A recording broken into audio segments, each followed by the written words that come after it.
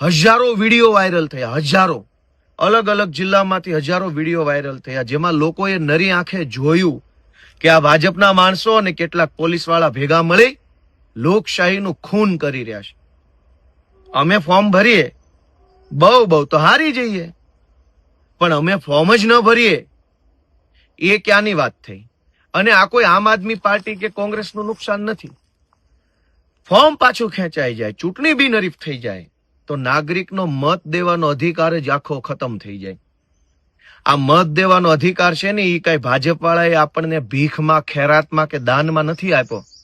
200 વર્ષ સુધી ભારત દેશના મહાન ક્રાંતિકારી મહાપુરુષો લડ્યા છે, 4-4, 5-5 પેઢીના બલિદાન આપ્યા છે, જિંદગીઓ ખર્ચી નાખી છે. ત્યારે ભારત આઝાદ થયું ને આઝાદ થયા પછી બાબા સાહેબ આંબેડકરે 2 વર્ષ સુધી બંધારણ લખ્યું, 2 વર્ષ ને 11 મહિના, પોણા 3 વર્ષ.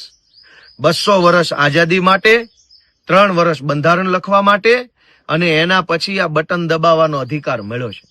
આ કોઈએ ભીખમાં આપેલું મામૂલી વસ્તુ નથી.